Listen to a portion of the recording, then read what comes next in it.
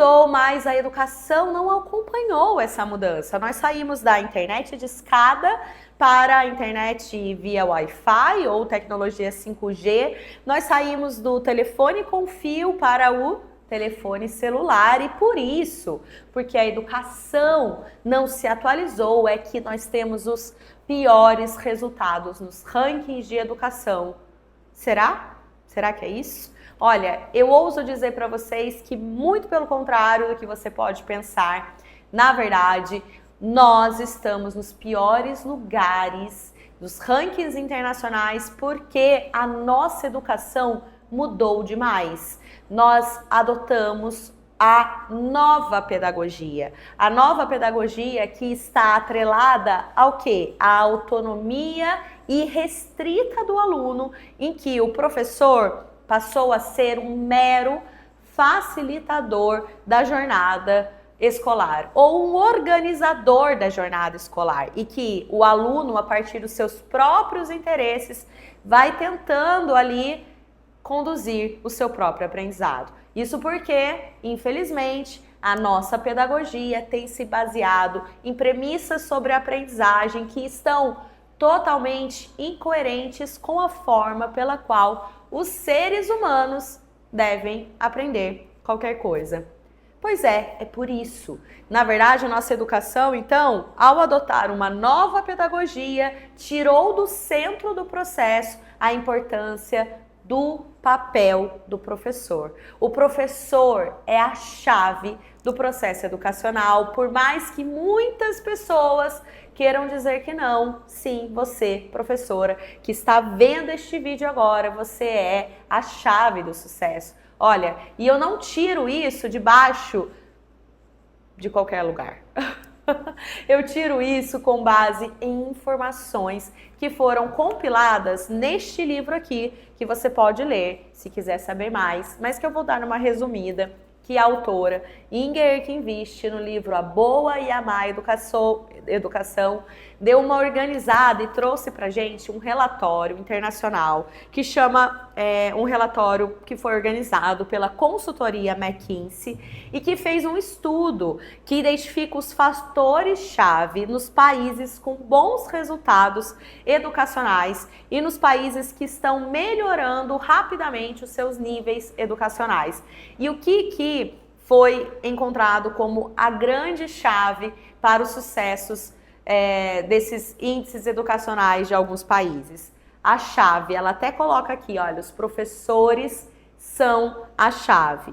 E com isso nós precisamos pensar o seguinte, que numa pedagogia tradicional, que vem lá de antigamente, na pedagogia que era adotada há muito tempo no Brasil, nós tínhamos sim os professores como peça central, aquele professor que iria conduzir o ensino, que iria ensinar o que as pessoas precisavam aprender, as crianças que estavam diante da sala de aula, e que isso sim é um fator determinante de sucesso para a aprendizagem acontecer. Um professor muito bem informado, que sabe o que ensinar, a ordem que ensinar, o como ensinar, e que isso faz a grande diferença e que é o que tem feito a grande diferença, que está totalmente relatado ao longo deste vídeo, desse livro aqui.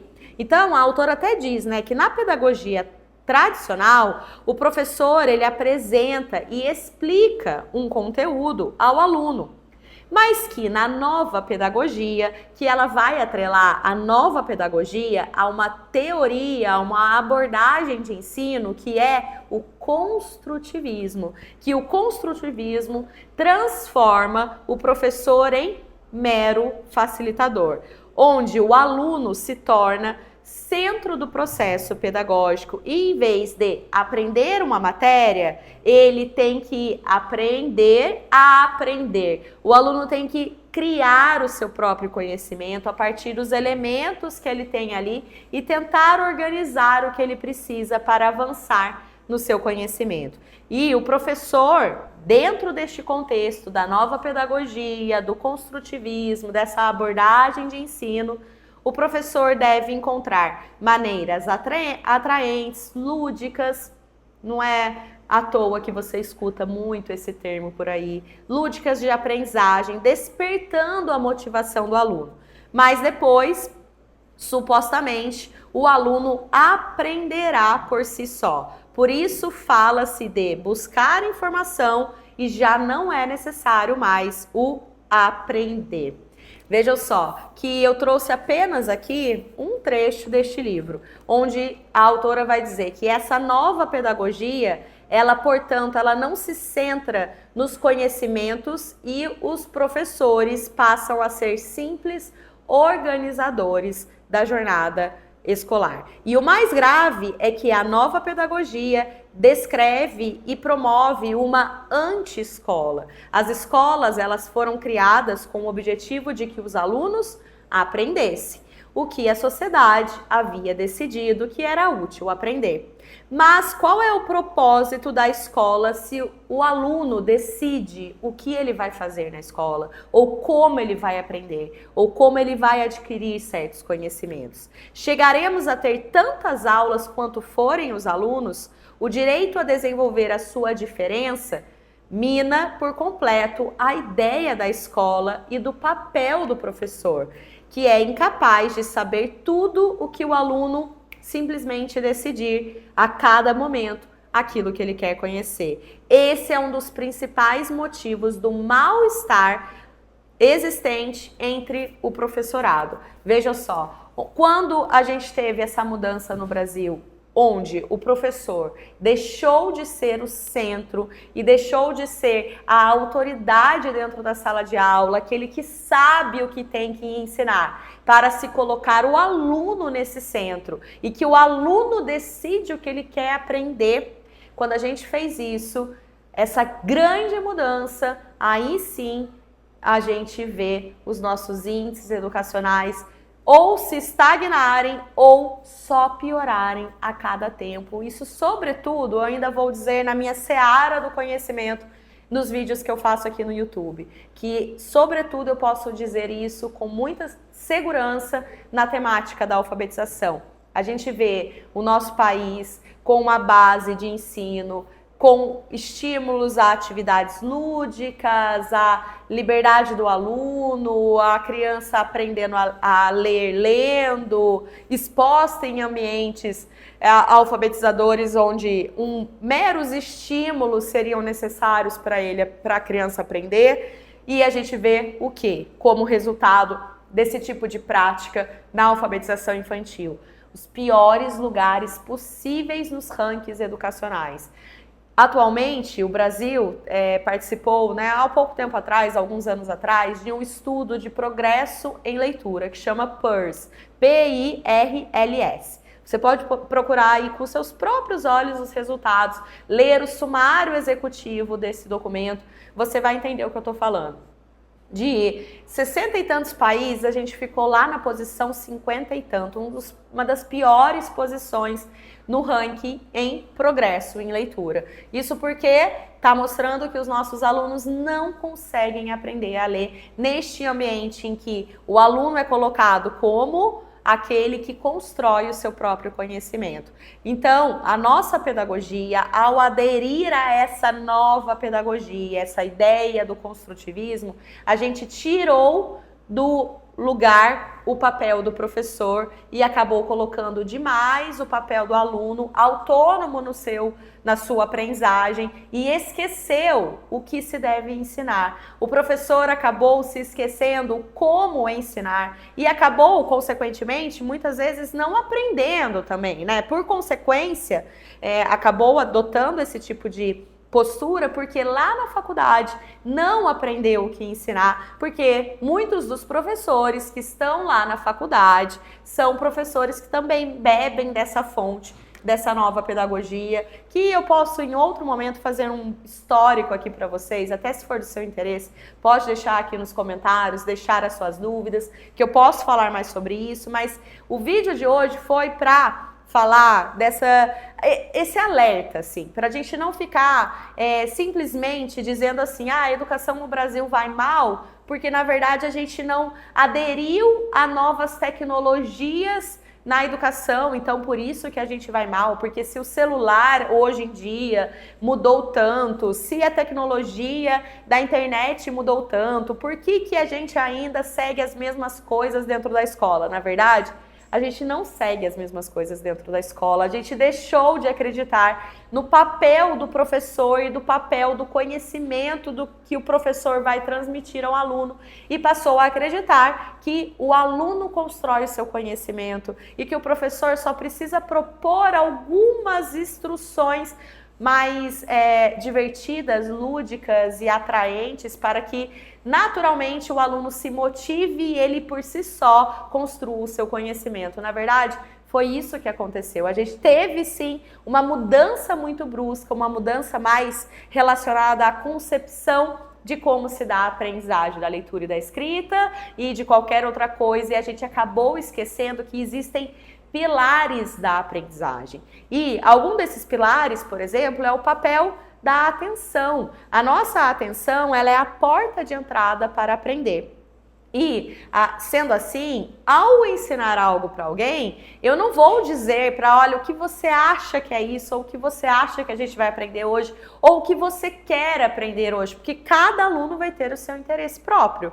Ou seja, eu tenho que voltar a atenção para ensinar aquilo que o aluno precisa aprender hoje. Porque este conhecimento que eu vou ensinar hoje, ele é uma primeira etapa para ele avançar em outro conhecimento que ele vai aprender amanhã, e depois de amanhã, e depois de amanhã, e assim, passo a passo, essa pessoa vai poder se desenvolver e adquirir o conhecimento que a sociedade deseja e que precisa que essa pessoa adquira, certo? Então, é isso que a gente tem que considerar a hora de ensinar. Um importante pilar, a atenção. Um segundo importante pilar, a capacidade da pessoa ser corrigida quando ela errar. Então, eu prestei atenção, eu estou aprendendo passo a passo, mas eu posso errar. Ainda assim, a aprendizagem ela não pode estar consolidada da maneira esperada, correta.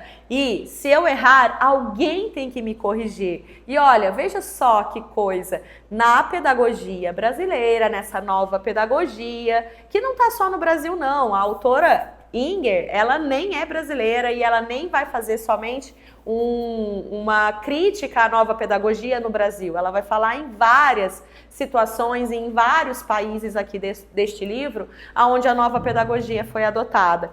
E ela vai dizer o quê? Que os erros construtivos, deixar a pessoa permanecer no erro, porque isso seria respeitar a sua liberdade, a sua autonomia no aprender e que cada pessoa aprenderia de uma forma, isso é um erro, porque permanecer no erro é mais difícil aprender o certo. À medida que a gente automatiza algo errado, fica muito mais difícil aprender o certo, porque desaprender o errado é mais difícil. Isso aí são bases neurobiológicas da aprendizagem, de como se dá a aquisição de um determinado conhecimento. A falta de correção quando eu erro. Então, o papel da atenção, o feedback de erros, a consolidação da aprendizagem, a memória, a memorização daquilo que é correto. Então, tudo isso, esses pilares da aprendizagem, eles foram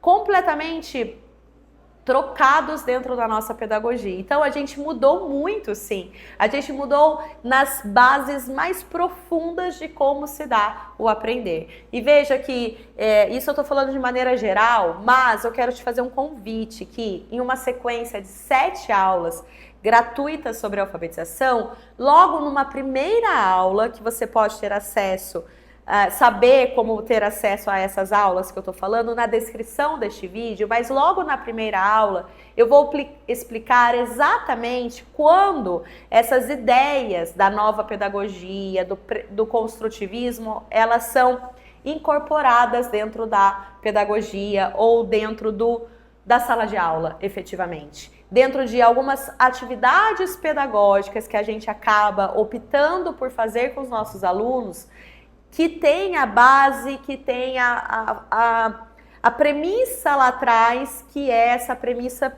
furada do construtivismo, da nova pedagogia. Então, fica aqui o meu convite, porque para eu não me estender demais neste vídeo aqui, mas só para passar esse recado de que a nossa educação, ela mudou muito, sim, mas ela mudou exatamente onde não deveria ter mudado.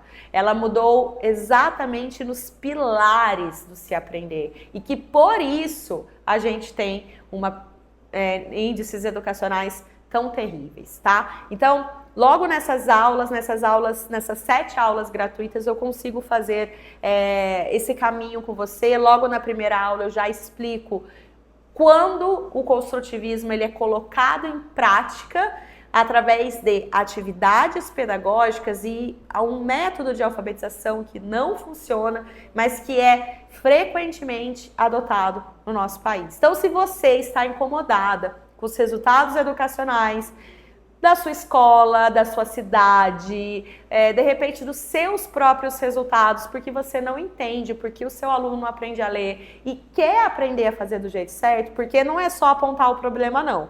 Nessas aulas, eu vou nomear os problemas e trazer as soluções. Então, é uma aula nomeando os problemas e 6 aulas trazendo soluções. Total de 7 aulas gratuitas sobre alfabetização, com exemplos práticos e tudo mais. Para você participar, faça a sua inscrição, que é grátis. Logo abaixo deste vídeo tem aí a descrição, tem um link, faça a sua inscrição. Eu vou te esperar com muita alegria para a gente fazer esse caminho juntas. Então, faz a sua inscrição, acessa o link que está na descrição para ter mais informações quando as aulas gratuitas começarão. Eu te espero lá. Um grande abraço. E outra coisa, chama alguém para participar junto com você. Compartilha esse vídeo e fala, olha, neste vídeo tem um convite para você e eu tenho certeza que vai ser muito bom você participar junto comigo. Combinado? Um grande abraço.